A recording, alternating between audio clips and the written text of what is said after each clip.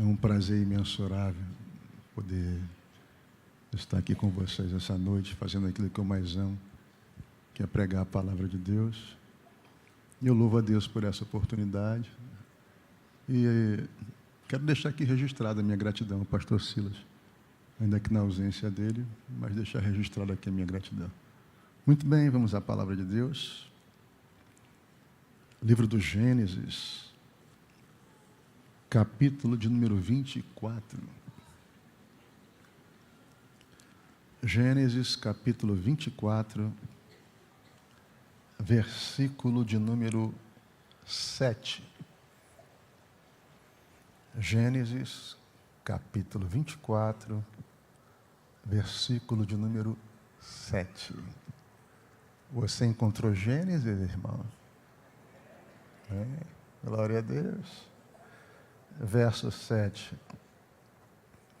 O Senhor Deus dos céus, que me tomou da casa de meu pai e da terra da minha parentela, e que me falou e que me jurou, dizendo: a tua semente darei esta terra, ele enviará o seu anjo adiante da tua face, para que tomes mulher de lá para meu filho. Até aqui. Irmãos, nós acabamos de ler um texto que nos fala sobre Abraão. E quem foi Abraão? Ele foi o primeiro hebreu, o primeiro dos patriarcas. Ele viveu em um período aproximadamente 1800 anos antes de Cristo. Ele também é conhecido como amigo de Deus, pai da fé. E a Bíblia vai nos dizer que no capítulo 12 do livro do Gênesis, Deus aparece a Abraão, estando ele em Harã, e lança um desafio. Deus diz para ele: Abraão, sai da tua terra, do meio dos teus parentes, da terra do teu pai, para uma terra que eu te mostrarei.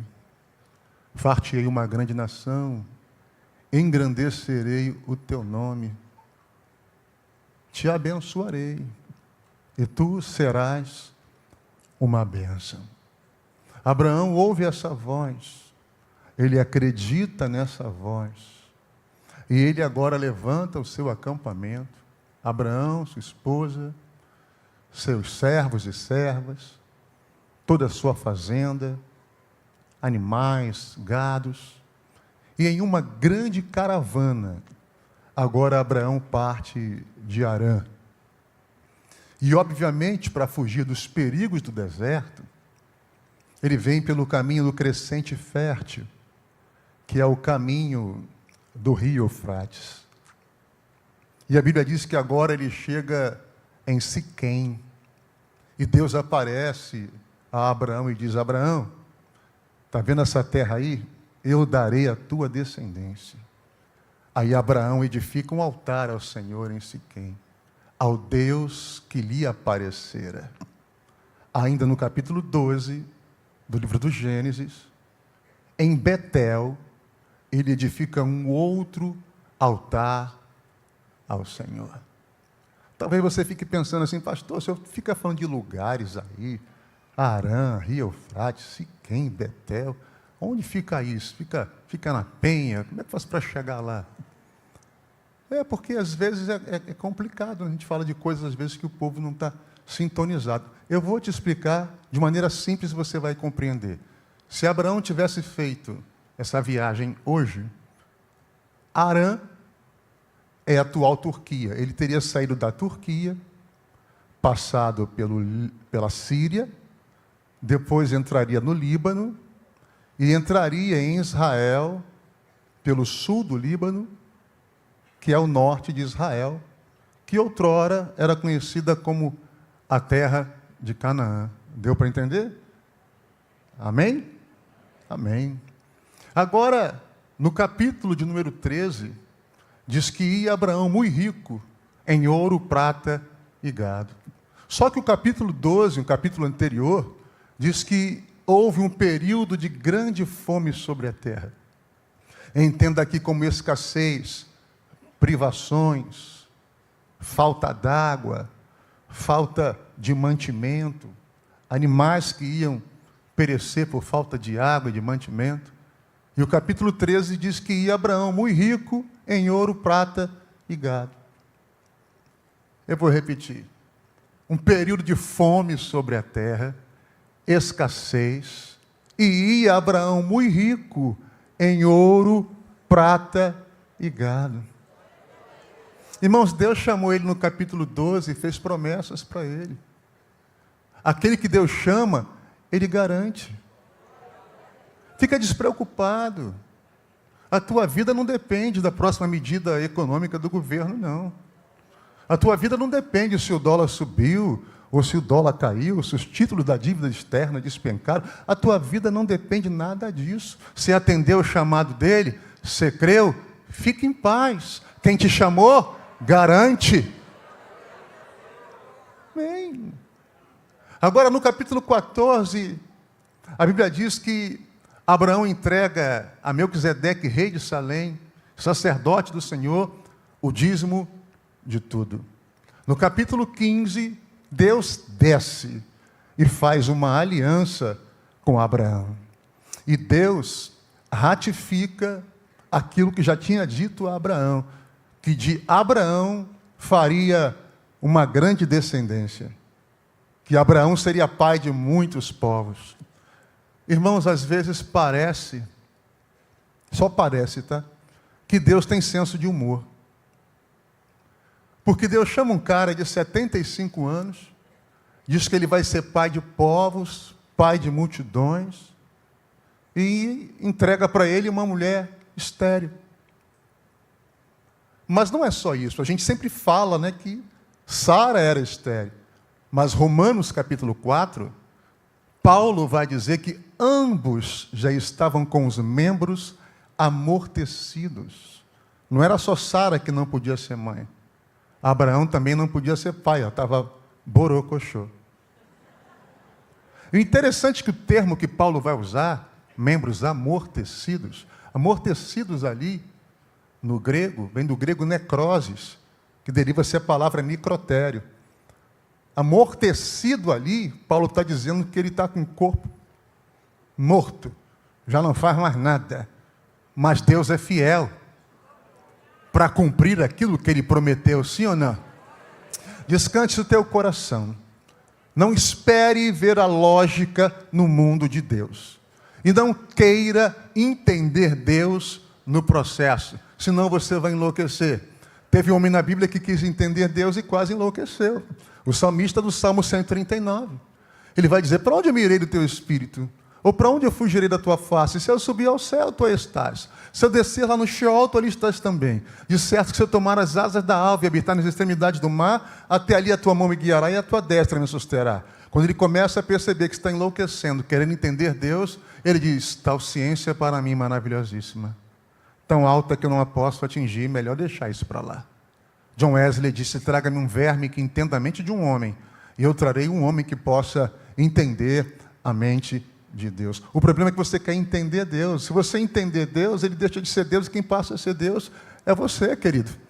Então, pastor, se eu estou lidando com coisas das quais eu não entendo, como é que eu vou fazer? Você vai usar uma ferramenta extraordinária, que Deus deu a Abraão e deu a você, o quê? A fé. Eu não estou entendendo o processo, mas pela fé eu vou continuar.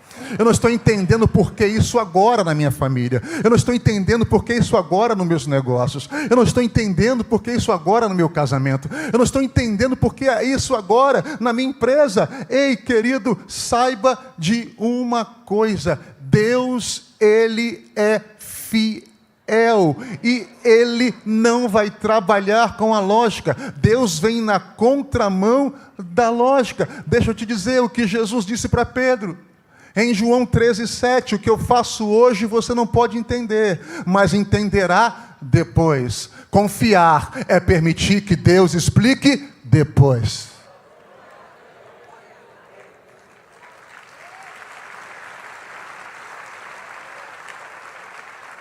Agora no capítulo 21 se cumpre o que Deus prometeu.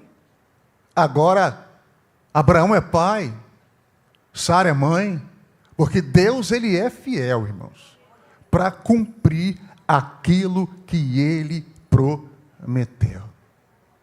Agora, quando você olha para Abraão e você olha para Sara, você diz, é impossível, né? Deixa eu injetar um pouco de fé em você aqui hoje. Lucas 1,37 diz que para Deus, nada é impossível. Jó 42:2 diz Jó, bem sei que tudo podes, e nenhum dos teus pensamentos podem ser impedidos. O próprio Abraão e Sara, no capítulo 18, quando o Senhor aparece a Abraão e diz que ele seria pai, que Sara seria mãe, Sara riu. E no versículo 14 do capítulo 18, o Senhor diz, porventura, haveria alguma coisa demasiadamente difícil ao Senhor, Abraão? Pensa aí, irmão, pensa aí. Tem alguma coisa demasiadamente difícil que o teu Deus não possa fazer? Sabe qual é o problema da gente às vezes? A gente pensa assim, Jesus está no céu, meu Deus, como é que eu vou resolver o problema do Ronaldo lá embaixo? Como é que eu vou resolver o problema do Alfredo lá embaixo? Chama Miguel, chama Gabriel. Não resolveu a reunião aqui, não resolveu. Vamos fazer a reunião aqui com a Trindade, o Pai, o Filho e o Espírito Santo. Você está enganado, querido. Basta uma palavra e o laço se desfaz. Basta uma palavra e essa sepultura é fechada. Basta uma palavra e essa porta se abre. Basta uma palavra e essa enfermidade vai embora. E eu quero declarar que você está debaixo de uma palavra.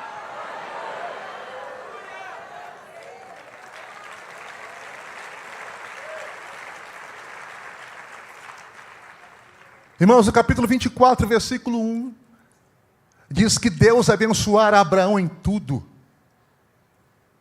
Sabe o que é tudo? Tudo, financeiramente. A família dele estava abençoada, os negócios dele, área espiritual, comercial, tudo. Capítulo 24, versículo 1, diz que Deus havia abençoado Abraão em tudo. Irmãos, felicidade, prosperidade. Abraão estava feliz demais, vivendo o melhor tempo da vida dele, próspero, filho, tudo maravilhoso. Aí no capítulo 23, chega uma notícia na casa de Abraão. E essa notícia explodiu como uma bomba. É o dia da notícia ruim. E disseram para Abraão, Abraão, eu tenho algo para te falar, mas o negócio não é bom. O que está acontecendo? Sara, a tua amada esposa, companheira de tantos anos, ela faleceu. Sara morreu.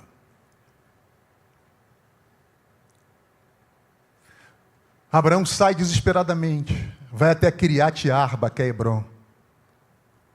Ele entra na tenda de Sara. Ele lamenta e ele chora muito, diz o texto. Depois de lamentar e depois de chorar, Abraão precisava sepultar Sara o quanto antes. Ele vai até Efrom, o hitita, e diz, olha, eu preciso comprar esse campo, essa caverna, porque eu preciso sepultar o meu morto. E Efrom, o hitita, vende a caverna para Abraão, sepulta Sara. E essa caverna é a caverna de Macpela, onde estão sepultados os patriarcas até hoje, lá em Hebrom. Abraão, ele cumpre todo o luto. E o que é o luto? O luto é um tempo que a nossa mente tem para processar e aceitar a realidade da perda. Abraão, ele cumpre todo o processo do luto. E o que vem agora, pastor, depois do luto? A dor da saudade. Gente, a saudade só é bonita nos livros de poesia. No peito ela dói, e dói muito. Saudade é solidão acompanhada. Mas se tem um lado bom nisso tudo, é que a saudade significa que o passado valeu a pena. Que foi bom. E por cerca de 3 anos, Abraão e Isaque amargam a dor da saudade. E eu vou te provar. Olhe para cá, preste atenção. No capítulo 24, versículo 67 do Gênesis, diz que Isaque conheceu a Rebeca e a amou e a tomou por mulher e a levou para a tenda de sua mãe Sara. E só assim Deus consolara o coração de Isaque por causa da morte de sua mãe Sara. Você prestou atenção? Eles amargavam a dor da saudade. E Deus só consolou o coração de Isaque depois que ele conhece Rebeca e depois que ele casa com Rebeca. Mas e agora? E daqui para frente? O que vai acontecer? Abraão, ele podia ter 2 atitudes. Primeira, Abraão, ele podia ficar na sua tenda, lamentar a vida, desistir de viver. Porque, irmãos, na nossa vida, às vezes, tem acontecimentos, tragédias, que parece que se tornou uma lacuna impreenchível. Não tem como se restaurar. Abraão podia desistir da vida. Abraão podia ficar dentro daquela tenda, remoendo o passado. Abraão podia pensar o seguinte: quer saber de uma coisa? Eu não tenho mais motivo para viver. Para mim chega, para mim acabou. Ele poderia ficar remoendo o passado ali. Mas se o excesso de futuro é ansiedade, por outro lado, o excesso de passado é depressão. E Abraão poderia ter uma paralisia emocional. E Abraão tem uma atitude extraordinária. Eu não sei se foi consciente ou inconsciente, mas Abraão, ele toma uma atitude. O que ele faz? Ele começa arranjos, projetos para o futuro. Abraão traz direção e propósito para a sua vida. Abraão agora, ele começa a projetar algo para o futuro. E quando você projeta coisas para o futuro, isso traz um sentido à sua vida. Abraão, ele chorou. Abraão, ele lamentou. Abraão cumpriu o luto. Abraão sentiu a dor. Mas ele pensou: a vida tem que continuar. E sabe o que acontece? Está prestando atenção? No capítulo 25, ele se casa com Quetura. E não fala para ninguém não, só para a gente aqui. Ele tem meia dúzia de filhos com ela. Ele tem 6 filhos com ela. Sabe por quê? Porque viúva é quem morreu. A vida precisa continuar. Mais uma vez, a vida precisa continuar. Pela terceira vez, a vida precisa continuar. Eu não sei quais foram as suas perdas. Eu não sei se você vivenciou tragédias. Eu não sei se, assim como Abraão, você vivenciou luto. Eu não sei o que se perdeu através do tempo, mas o Senhor te trouxe hoje aqui, e eu estou debaixo de uma revelação, debaixo de uma palavra profética, para trazer para a sua vida aqui, e lhe dizer: a sua vida precisa continuar. Você não vai entrar nessa nessa paralisia emocional. Você não vai entrar em uma depressão, onde a sua vida vai minguar até a morte. Você vai trazer sentido para a sua vida. Você vai projetar para o futuro. Você vai dar direção e propósito para a sua vida. Deus manda te dizer que o melhor ainda está por vir. Deus manda te dizer que a despeito das pedradas, a despeito das calúnias da vida, a despeito dos problemas da vida, você vai continuar. Você não vai ficar paralisado, você não vai ficar estagnado, a sua vida vai seguir.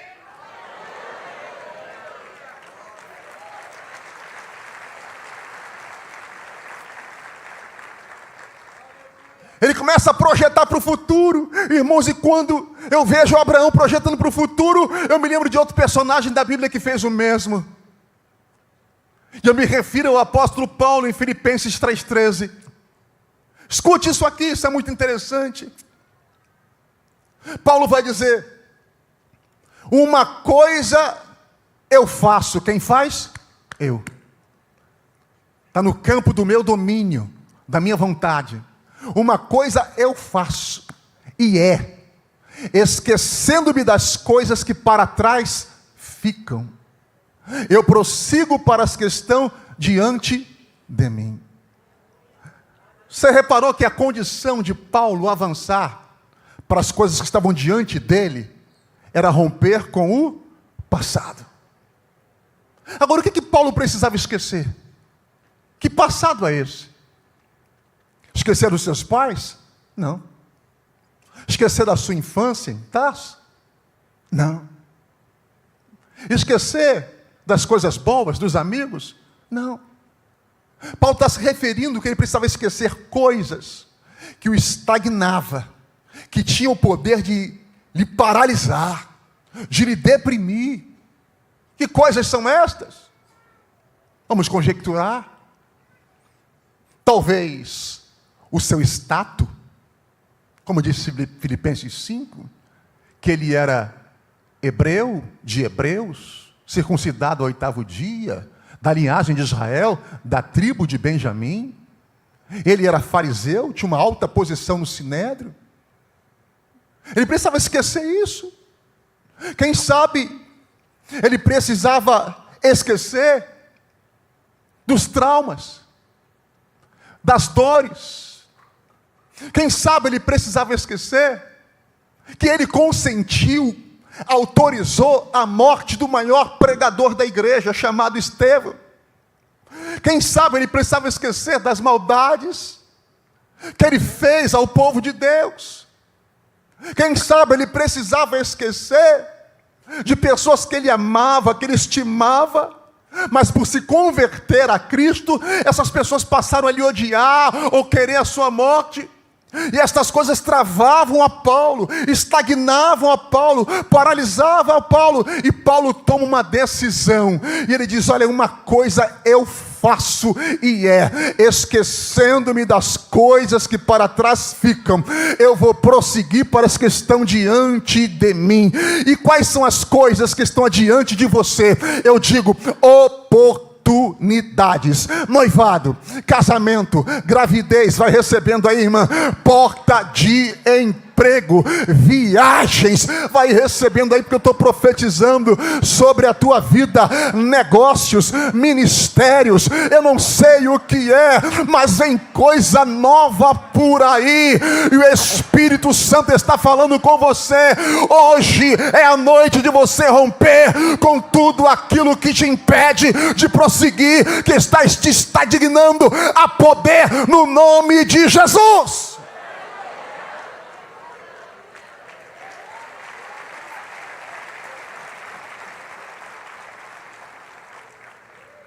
Deixa eu contar uma experiência para vocês aqui.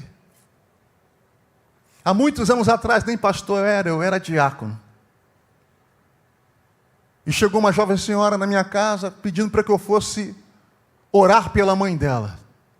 E era tarde da noite, e eu levei um amigo comigo, que hoje também é a pastora Devec.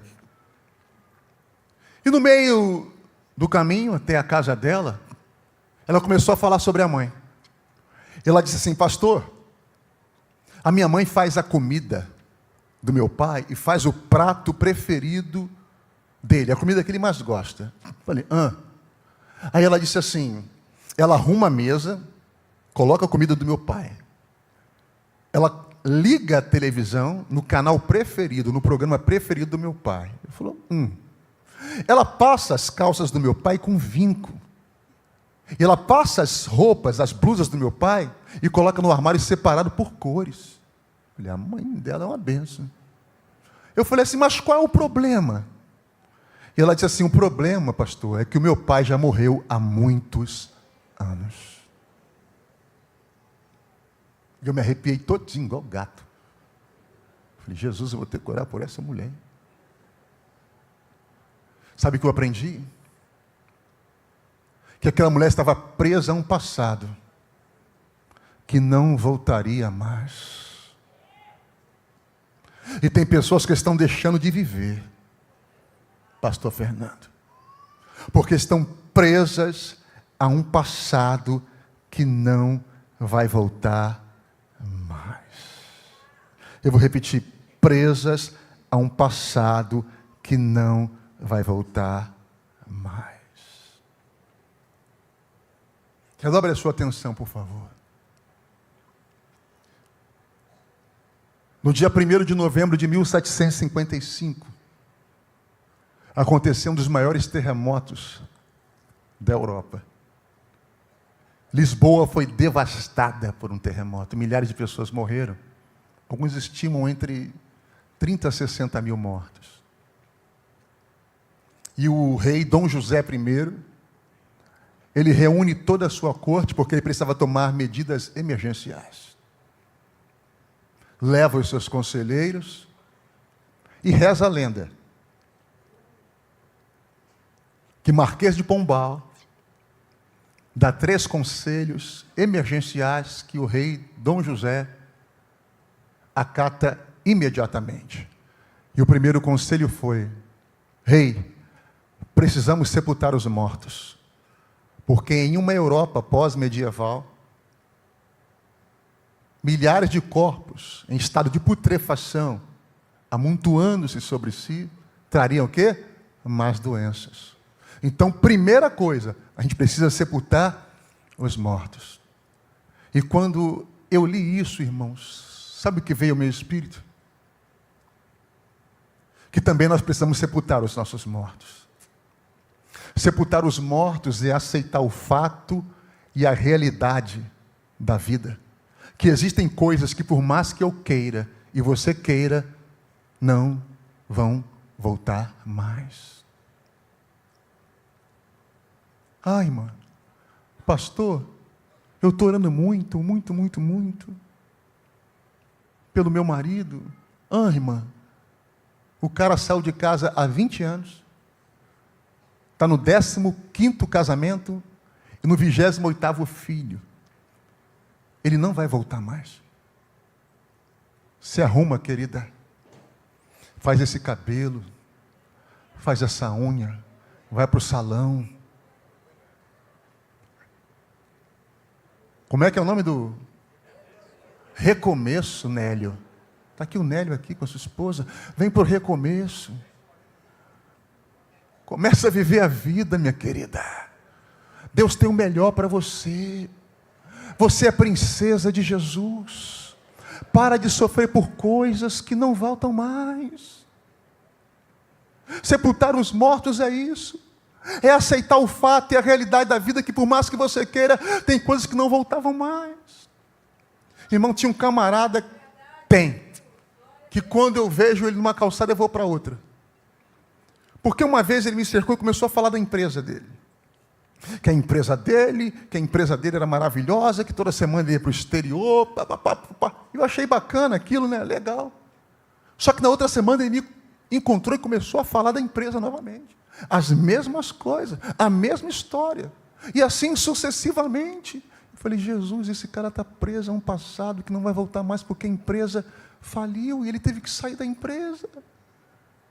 Ah, pastor, eu morava numa cobertura de frente para o mar. Muito bom, mas não mora mais. Não mora mais.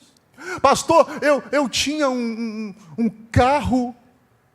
Se eu não conhecia meu carro, pastor, era um Rolls Royce Phantom. Mas não tem mais. Agradeça a Deus aí pela bicicleta, pelo carro que você ainda tem, é mecânico. Glória a Deus por ele. Ah, pastor, eu viajava o mundo inteiro, mas não viaja mais. Vai ter que se contentar com aquilo que você pode fazer e aonde você pode ir. Mamãe dizia, vão-se os anéis e ficam-se os dedos. Deixa eu te falar uma coisa, querido. Você tem que agradecer a Deus, sabe por quê? Eu vou te explicar por quê. Existem pessoas, se eu estiver errado você me corrige, existem pessoas, ou melhor, existiam pessoas, que tinham muito mais saúde do que eu e você. Gente que vendia saúde e já foi embora para a terra do pé junto. E não adianta mentir que Jeová já me revelou. E você está aqui com a bolsinha, com remédiozinho do colesterol, da labirintite, porque se eu levantar rápido dá tonteira, está aí o remédiozinho da labirintite, da pressão, disse a irmã aqui, da pressão, não é isso? Aquele do açúcar, senão pode ter o açúcar subir e descer, está açúcar e está aí na bolsinha, não é necessário, né? Mas tu está viva, e você está vivo, então isso é motivo de louvar e agradecer a Deus. Carro Jesus te dá outro, propriedade Jesus te dá outra, terreno Jesus te dá outro. Agradeça a Deus, porque você está vivo e está na casa dEle.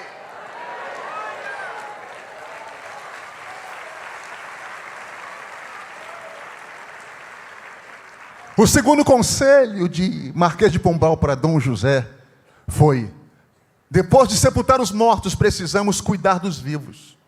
Muitas pessoas ficaram órfãs. Muitas mulheres ficaram viúvas. Teve homens que perderam tudo. Perdeu mulher, perdeu filho, perdeu pai, perdeu mãe. A gente tem que cuidar dos vivos. E cuidar dos vivos, sabe o que significa?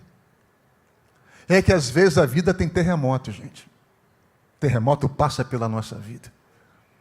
Cuidar dos vivos, depois que passou o terremoto, você olhar em volta assim, ó, e o que sobrou? E viver daquilo que sobrou. Recomeçar a vida com aquilo que sobrou. Ah, eu tinha aquilo, eu fazia aquilo, mas não tem nada mais. Olha para a volta assim, o que sobrou? Estou vivo, está viva, né?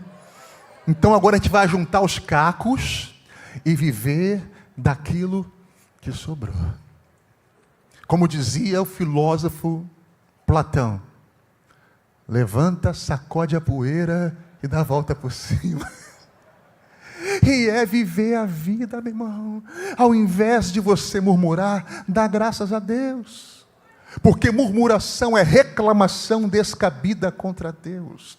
Murmuração é música do diabo. Por causa da murmuração, cerca de 2 milhões de pessoas foram sepultadas nas areias do deserto, porque murmuraram contra Deus. E deixa eu falar aqui sobre o deserto. Do deserto ninguém sai reprovado. Ou você sai aprovado, ou continua lá. Então, se eu fosse você, eu começava a agradecer, porque isso atrai o favor de Deus. Agradecer o que, pastor? Agradeça que tem pão na tua mesa. Agradeça, porque quando vai acabar o culto aqui, tu não vai ficar debaixo do viaduto pegando chuva e frio na cabeça. Tu tem um teto para te cobrir. Agradeça, porque você tem roupa para se vestir. Agradeça pela saúde dos teus filhos. Agradeça pela sua vida. Glória a Deus! Glória a Deus! Glória a Deus!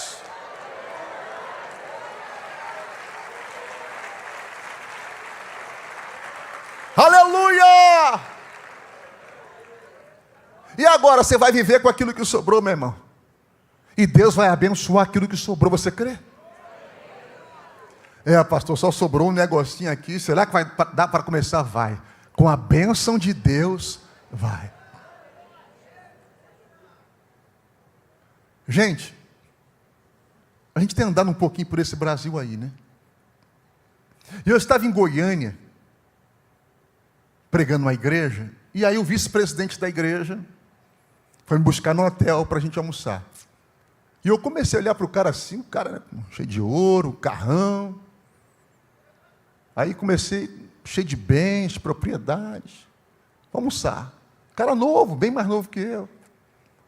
Mas eu estava com tanta fome, mano. E era aquele cupim casqueirado lá no joelho, né? E eu estou comendo.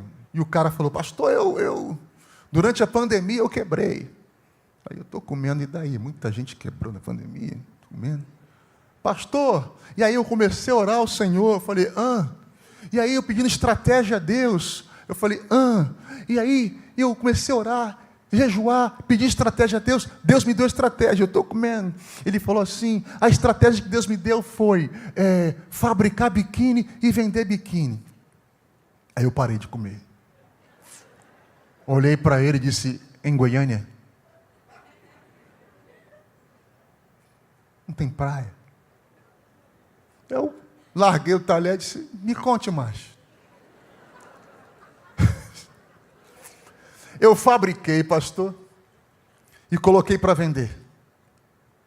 Eu falei, Ele disse, uma mulher em Portugal viu um anúncio na internet, entrou em contato comigo e queria comprar. Mas eu falei para ela, mas eu não sei como é que eu vou mandar para aí. Bota no navio, leva para aí. Ela falou assim, fica despreocupado, que eu vou te ensinar tudo que você precisa saber para se exportar produtos. E ela foi, comprou toda a coleção dele, escute isso, toda a coleção dele, e ele ainda aprendeu como ser um exportador, exportar os seus produtos. E eu olhando para os bens dele, para tudo dele, a gente conversando, eu falei, imagine a carteira de cliente desse camarada, hoje deve ser centenas de pessoas. Sabe o que ele me disse? Pastor, até hoje, tudo que eu fabrico, aquela mulher vem e compra. E eu disse, ele só tem até hoje um cliente. Sabe o que eu aprendi? Que Deus só precisa de uma pessoa para cruzar o teu caminho e mudar a tua história. Se eu fosse você por 1 ou 2 minutos, eu levantava a sua mão e começava a adorar a Deus. Basta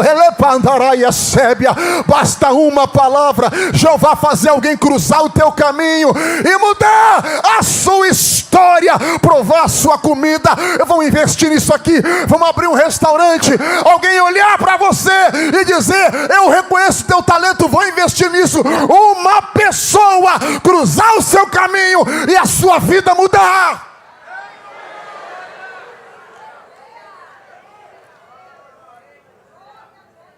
Aleluia, já estou partindo para o final, vou concluir.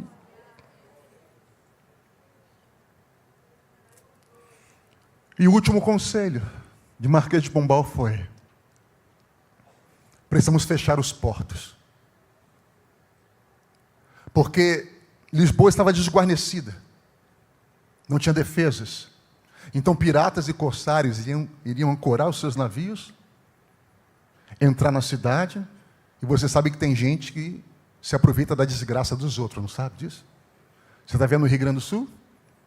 As pessoas passando necessidade, passando privações, perdendo tudo, e cerca de 130 pessoas já foram presas, roubando quem nada tem. Pastor, Jeremias 13:23. Quando o etíope conseguir mudar a cor da sua pele, e o leopardo as suas manchas, o homem deixará de ser mau. E quando eu li isso, eu percebi isso, fechar os portos. Eu percebi, sabe o que, irmãos? Que depois que os terremotos passam, nós ficamos vulneráveis e desguarnecidos. E às vezes, navios carregados de amargura, ódio, rancor, desejo de vingança, esses sentimentos querem aportar nos nossos corações. A gente quer encontrar culpado, quer se vingar. Inveja. Você sabia que a Bíblia diz que a inveja é pior do que o ódio? A inveja é a podridão dos ossos. A poder no nome de Jesus, você não vai dar esse gostinho para o diabo. Não vai não. Eu não sei o que você está vivendo ou o que você viveu, mas você vai dizer: Satanás, aqui não. Amargura, aqui não. Inveja, ódio, rancor, raiz de amargura, aqui não. Essa casa é casa do Espírito Santo. O meu Deus, Ele é comigo. Ele me garante, Ele me protege. A qualquer hora esse quadro vai mudar. A qualquer hora essa porta vai se abrir. A qualquer hora essa nuvem negra vai embora e vai brilhar o sol da justiça. Eu não aceito, Espírito Santo, eu não aceito.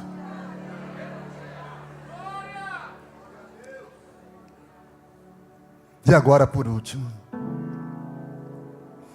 Abraão começa a projetar para o futuro. Ele casa o filho dele, Isaque. Abraão se casa. Abraão traz direção e proposta à sua vida. Abraão traz para a sua vida um novo sentido. E aqui eu termino. No capítulo 24, Abraão, ele começa uma empreitada. Eu preciso sair dessa, eu tenho que projetar para o futuro, eu tenho que criar alguma coisa. Vamos casar esse moleque aí. Ele chama Eliezer, capítulo 24, versículo 1, seu servo mais velho, o servo mais antigo da sua casa, e diz: olha, você vai até a Mesopotâmia. Qual é a missão? Trazer uma mulher de lá para o meu filho. Não pode ser cananeia. Tem que ser da minha parentela, tem que ser meu sangue. Você vai trazer mulher de lá para o meu filho, porque não adianta casar, tem que ser com a pessoa certa. E você vai trazer ela para Canaã. Tirá-la de lá? Sim, porque a pessoa certa é aquela pessoa que entende o que Deus tem para a tua vida e aonde é. E Abraão pega toda a sua fazenda, toda a sua riqueza, e entrega a Eliezer. Irmão, vamos conjecturar aqui. Eliezer dizendo assim: meu senhor, mas não vai ficar nem uma barrinha de ouro? Nem uma pratinha? Não, você vai levar tudo. O texto do capítulo 24 diz que Eliezer sai com toda a fazenda do seu senhor, toda a riqueza de Abraão. Sabe o que eu aprendo com essa palavra aqui? Invista o melhor na sua família. O projeto é para a família? O projeto é para a família? Então invista o melhor. Invista o melhor nesse casamento. Invista o melhor nessa tua mulher. A mulher vão dar glória a Deus agora, né? Aí de vez em quando tem aquele cara que gosta de brincar, né? Já dá para trocar você por 2 de 20, 2 de 25. Investe nela, faz uma abdominoplastia, silicone. Aquele negócio do bico que fica assim, igual bico de pato. Tem injeção? Tem injeçãozinha? Botox, né? Ácido, não sei o quê. Investe na tua mulher, porque você só tem ela. Tem esse negócio de outra. É ela pro resto da vida. Investe no teu filho, investe. A tua família é o teu maior ativo. A tua família é o teu maior patrimônio. Faça como Abraão. Eu vou projetar para o futuro. Eu vou investir na minha família. Eu vou investir na minha casa.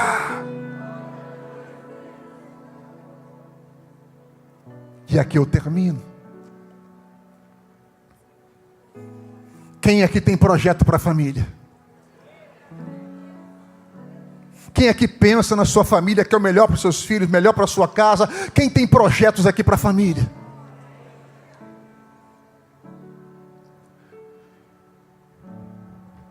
O servo diz assim: meu senhor, tudo bem, eu já entendi.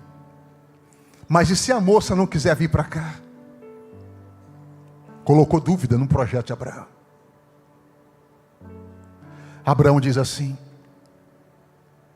pode ir, Eliezer. Vai dar ruim não, vai dar bom. Por que tu falas com tanta confiança? Por quê?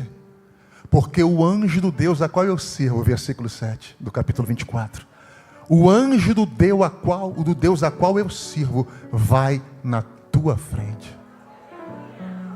Mais uma vez, descansa teu coração, Eliezer, porque o anjo do Deus a qual eu sirvo vai na tua frente.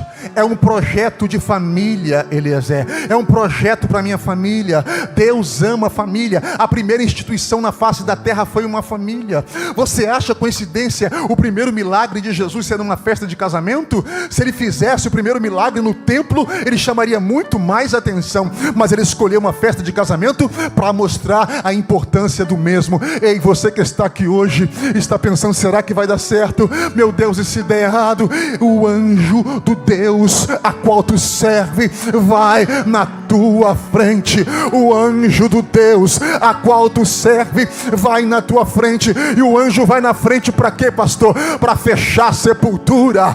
Ele vai na frente para cortar os laços, as obras de engano, de feitiçaria. Ele vai na tua frente para dar espadada nos demônios. O anjo vai na tua frente. É garantia, vai dar certo. Deus ama a tua família. De pé, por favor.